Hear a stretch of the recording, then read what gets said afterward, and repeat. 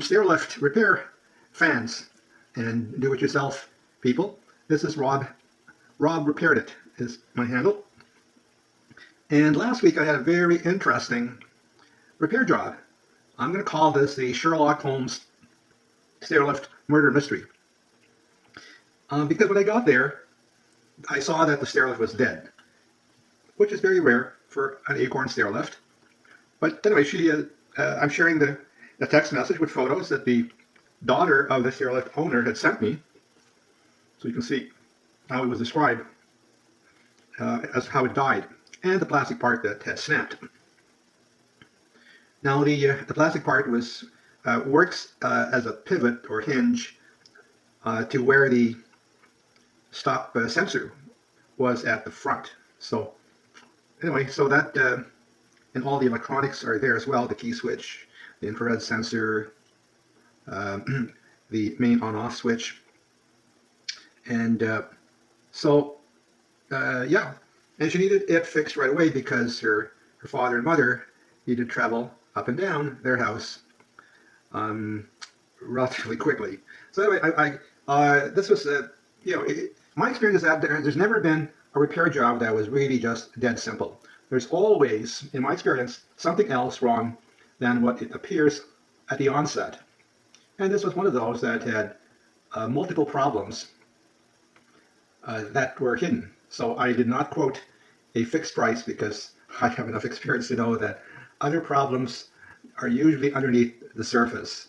So anyway, but the interesting thing was that when I got there, I saw that the daughter had several mystery type books, and so I guess that this lady was also a fan of Sherlock Holmes, type of thing, but more on the female side. Should be more about kind of Nancy Drew, with a modern version, the Stieg Larsson bestseller mysteries, New York Times bestsellers, and she had all, I think she had a trilogy of Larsson mystery books.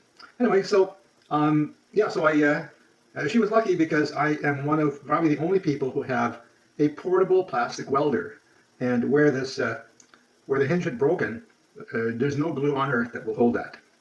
So she was lucky because I'm probably the only guy in this area that has a plastic welder for that kind of exact repair, because I offered to repair any stairlift part like that are going to be very expensive and time-consuming to get.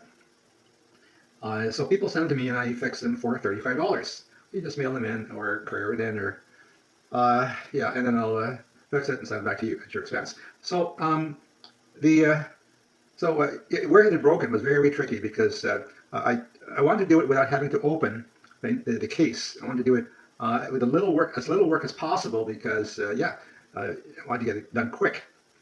But after we were lucky enough because I needed her help to hold the piece down. It was just it was like a surgical operation, and it was some risk because these are hot welder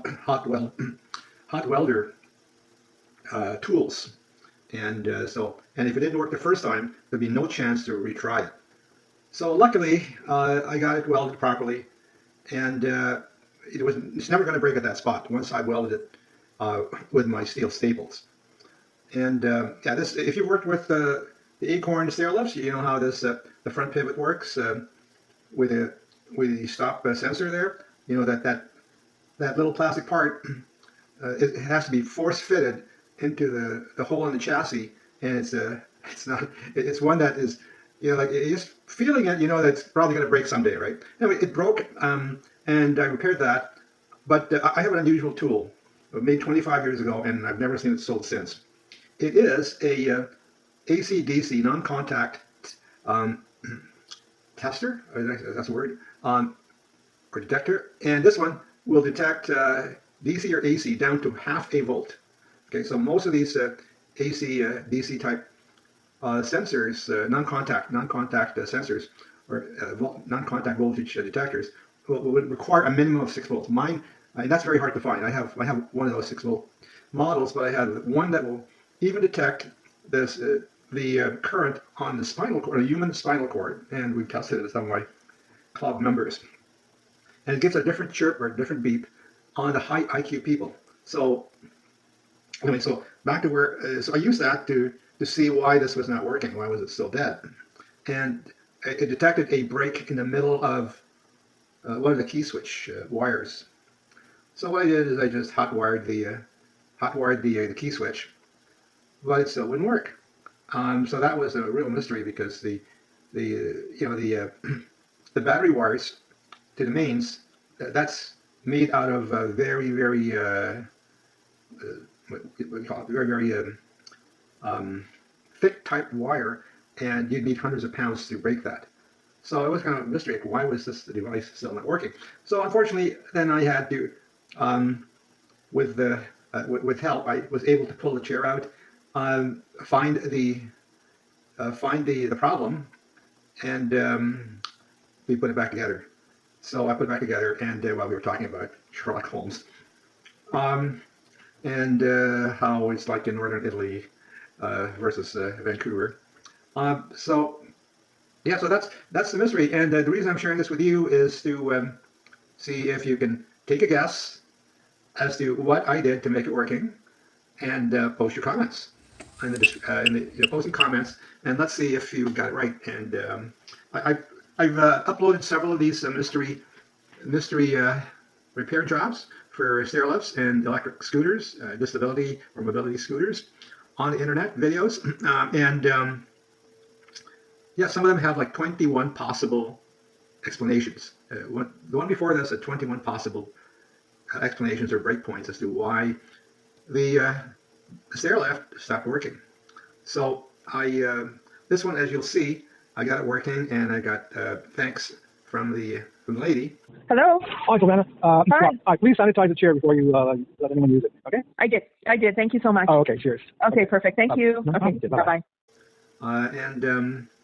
So yeah, it's fun to solve this if you are a do-it-yourself type of person, or you like mystery repair jobs, or just mysteries in general.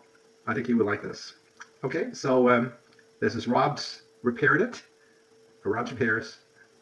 Thank you, and if you are interested in some help, my number is 604-512-9567.